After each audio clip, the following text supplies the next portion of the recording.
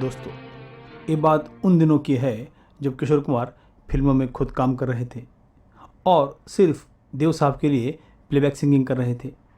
1955 के पहले किशोर कुमार ने ऐसे कोई सीरियस गीत नहीं गाए थे। सब उछलते कूदते गीत ही उन्होंने गाए थे। उन दिनों तलत महमूद साहब ने बड़ा नाम कमाया था। सैड सॉन्ग के लिए हमेशा उन्हें ही प्लेबैक सिंगिंग का मौका मिलता था। उन दिनों जाए तो जाए कहा एक गीत उन्होंने देव साहब के लिए गाया था और एक गीत बहुत ही सुपरहिट हुआ था। उन दिनों फिल्म फंटूश के गीतों का रिकॉर्डिंग चल रहा था और इस फिल्म में एक गीत था दुखी मन मेरे सुन मेरा कहना। इस गीत का लिरिक्स साहिर साहब ने लिखा था। आप सभी को पता है साहिर साहब कितने अच्छे सैड सॉन्ग लिखते थे और उनके सभी गीत काफ़ी सुपरहिट हुए थे और उनके ज़्यादातर गीत तलत महमूद साहब गा रहे थे और वो भी चाहते थे एक गीत तलत महमूद साहब गाए। जब इस गाने का कंपोजिशन रेडी हुआ तो एस.डी. बर्मन साहब को एक खुद का कंपोजिशन बहुत ही अच्छा लगा। वो बार बार इस गीत को गाते थे। फिल्म फंटूश के डायरेक्टर थे चेतन आनंद और प्रोड्यूसर थे देव आनंद। चेतन आनंद साहब को भी ऐसा लगा एक गीत तलत महमूद के लिए ज़्यादा सूट करता है, तो उन्होंने भी इंसिस्ट किया एक गीत तलत महमूद ही गाएंगे। यह सब सुनने के बाद किशोर कुमार को भी ऐसा लगा ये शायद एक गीत उनके टाइप का नहीं है, मगर एस.डी. बर्मन ये चाहते थे एक गीत सिर्फ और सिर्फ किशोर कुमार ही गाएंगे। मगर किशोर कुमार एक गीत गाने के लिए रेडी नहीं थे। उन दिनों मन्ना डे जी कुछ फिल्मों को म्यूज़िक दे रहे थे। उन्होंने पहले एस.डी. बर्मन जी के साथ एज ए असिस्टेंट काम किया था। उन्हें एक गीत के लिए आशा भोसले की ज़रूरत थी, इसलिए आशा भोसले जी को मिलने वो एस.डी. बर्मन जी के रिहर्सल रूम पहुंचे थे। तभी उन्होंने देखा कि सब लोग कुछ खामोश थे, कोई किसी से बात नहीं कर रहा था। वहाँ पे देव साहब थे, चेतन आनंद साहब थे, साहिर साहब थे, एस.डी. बर्मन जी थे और वहीं पे किशोर कुमार और आशा भोसले जी भी मौजूद थे।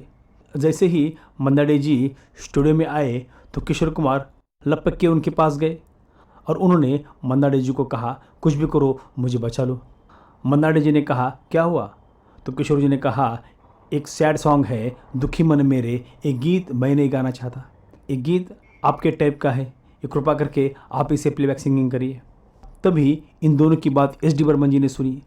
एस.डी. बर्मन जी ने फ़ौरन जोर से कहा मन्ना दा इसके बीच में मत आना, मैंने डिसाइड किया है कि ये गाना सिर्फ किशोर और सिर्फ किशोर ही गाएगा, दूसरा कोई नहीं गाएगा। उस वक्त एस.डी. बर्मन जी को चेतनानंद जी, साहिर साहब इन्होंने काफ़ी समझाने की कोशिश की, मगर एस.डी. बर्मन जी मानने वाले नहीं थे। उन्होंने कहा इसका कंपोजिशन इस तरह बना है इसे सिर्फ एंड सिर्फ किशोर ही गा सकता है, क्योंकि इसके पीछे और कारण थे। उस वक्त किशोर कुमार ने जितने भी गाने देव साहब के लिए गाए थे, जो भी प्लेबैक सिंगिंग उन्होंने एस.डी. बर्मन जी के लिए किया था, वो सभी गीत सुपरहिट हो चुके थे। जहाँ पे बाकी सिंगर्स उनके लिए काफ़ी गीत गाते थे, फिर भी उनका इक्का दुक्का गीत ही हिट होता था, मगर किशोर कुमार का गाया हर गीत हिट होने लगा था और एस.डी. बर्मन जी को किशोर कुमार की आवाज़ की अहमियत उन्हें पता थी। उन्हें मालूम था ये लड़का ये गाना ज़रूर अच्छा गाएगा, क्योंकि इसके पहले एक गीत ने एस.डी. बर्मन जी को बड़ा ही सरप्राइज़ किया था और ये गीत था हो जीवन के सफ़र में राही मिलते हैं बिछड़ जाने को और दे जाते हैं यादें तन्हाई में तड़पाने को। ओहो ओहो ओहो ओहो एक गीत काफ़ी बेमिसाल गाया था, तो उन्हें भरोसा था कि दुखी मन मेरे एक किशोर कुमार ज़रूर अच्छा गाएंगे। तो दोस्तों ऐसा ही हुआ।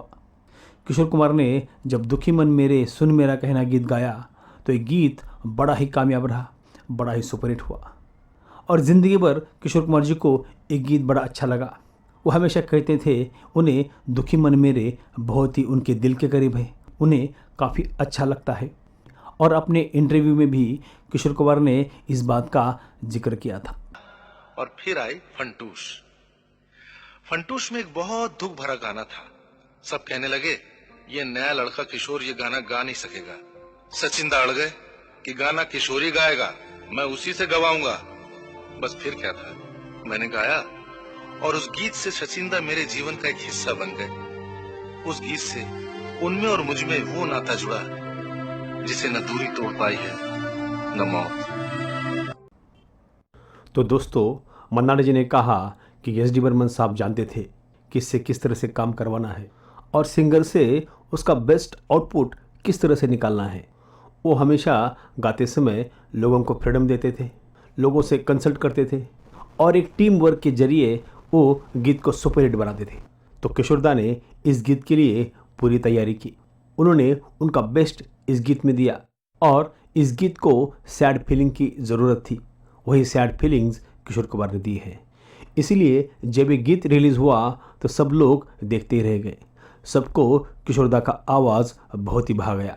जो सिंगर सिर्फ उछल कूद के गीत गाता था, वो सीरियस वर्जन भी कितना अच्छा गा सकता है, ये सब ने देखा और सब ने महसूस किया। और फिर वहीं से किशोर कुमार ने इस टाइप के गीत गाना शुरू किया।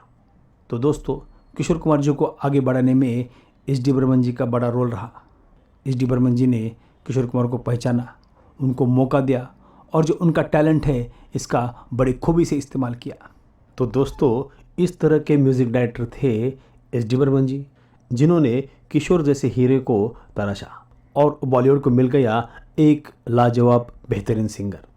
तो दोस्तों, इस गीत का एक अंतरा किशोर कुमार जी के दिल के बहुत ही करीब था और वो अंतरा था, लाख यहाँ झोली फैला ले, कुछ नहीं देंगे इस जग वाले, पत्थर के दिल मोम न होंगे, चाहे जितना नीर बहा ले, दुखी मन मेरे सुन मेरा कहना, जहाँ नहीं चैना वहाँ नहीं रहना, दुखी मन मेरे।